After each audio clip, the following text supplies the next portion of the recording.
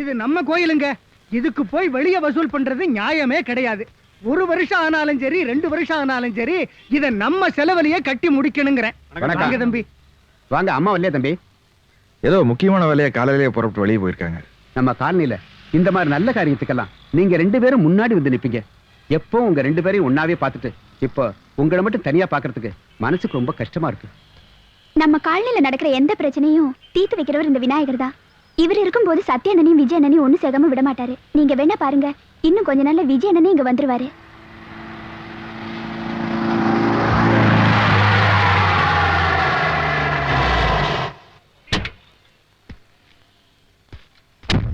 நம்ம சாமி சக்தி எப்படி சொல்லி முடிக்கிறதுக்குள்ளே விஜயண்ணன் வந்துட்டாரு. தூங்கி எந்திரிச்சோன்னு சத்யா சத்யான்னு தேடுறவனை எத்தனை நாளைக்கு தான் பார்க்காம இருக்க முடியும்?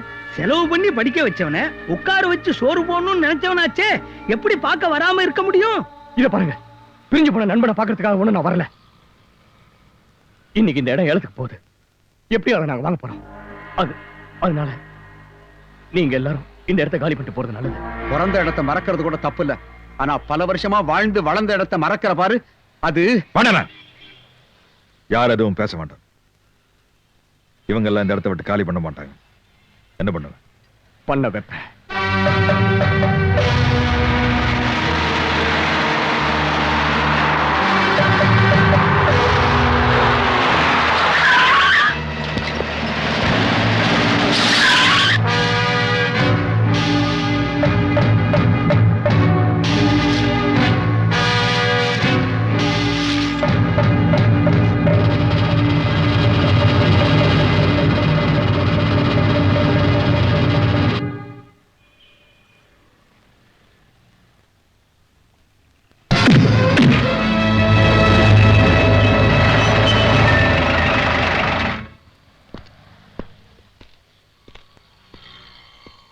இந்த இடம் ஏற்கனவே விலை போயிருச்சு. ஒருத்தர் வாங்கிட்டார். அவரு சம்மதிச்சா நீங்க இங்க குடியிருக்கலாம். இல்லைன்னா சீக்கிரமாவே வேற இடம் பார்த்து காலி பண்றது நல்லது. சார் என்ன சார்?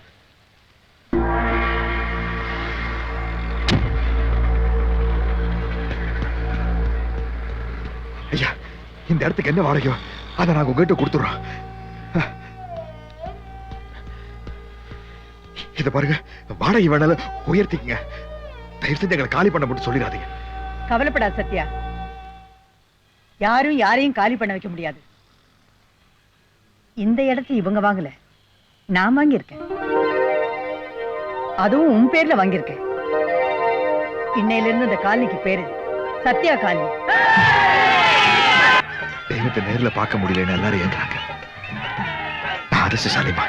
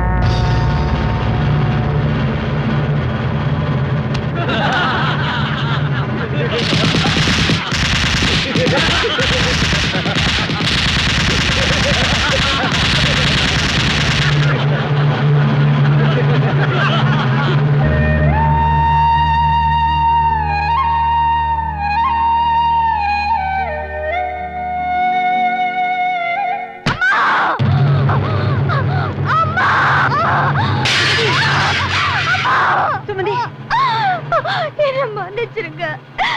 என் புருஷனை என்ன தவிர வேற யாரும் பங்கு போடக்கூடாதுன்னு அவங்க 2 பேரையும் பிரிச்சுட்டேன். என் புருஷனை காப்பாத்துங்க, இல்ல உங்க நண்பரை காப்பாத்துங்க பிளீஸ். விஜய்க்கு என்னமாச்சு? ஏதோ ஒரு கூட்டம் வீட்டுக்குள்ள போந்து எல்லாரையும் கொண்டு போயிட்டாங்க. உங்க பேர்ல இருக்கிற இந்த இடத்தை நீங்க அவங்க பேருக்கு மாத்தி கொடுக்கலனா எல்லாரையும் கொன்னுடுவாங்க. இவ்வளவு உடனே ஆஸ்பத்திரியில் சேர்க்கணும்.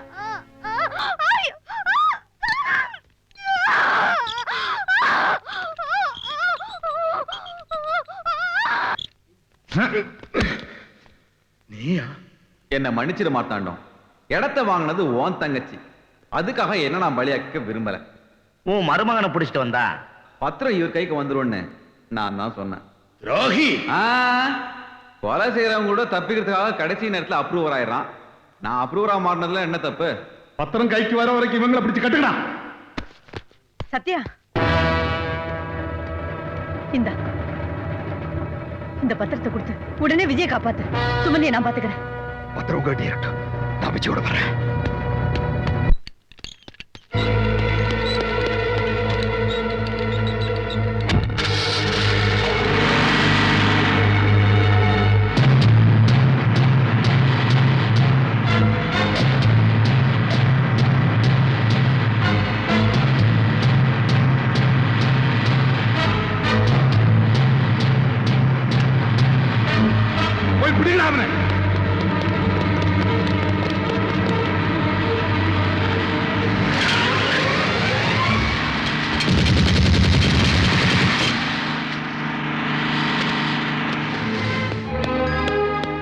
முதல்ல அவரை அவுத்து விடு.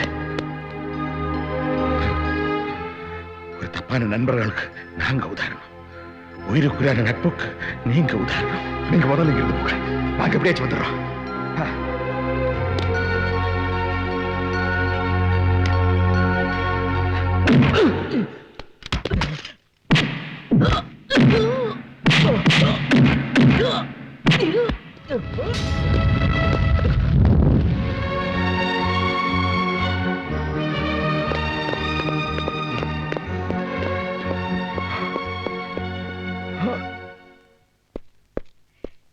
விஜி, சத்யா. மேடம் உங்களை டாக்டர் கூப்பிடுறாங்க.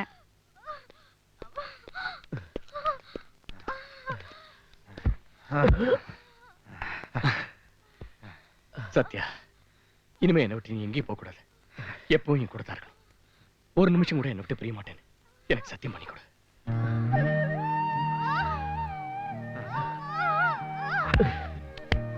விஜய், சுமதி உன்னை பார்க்கணும்னு கூப்பிடு.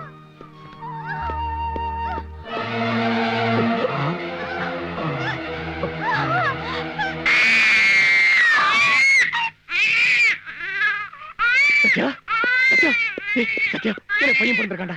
சத்யா, எனக்கு பையன் பிறந்திருக்காண்டா. டேய் சத்யா, சத்யா.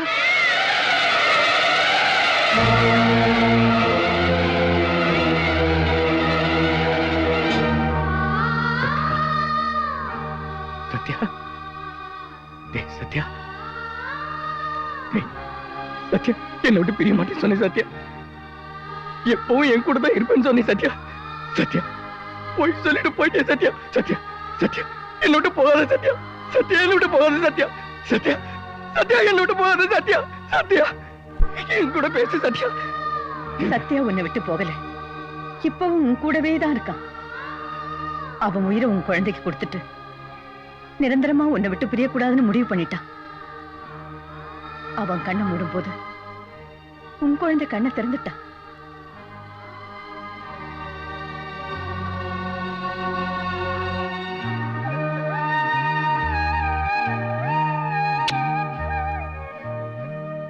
இப்பத்தான் நீங்க உண்மையான உடன்பிறப்பு.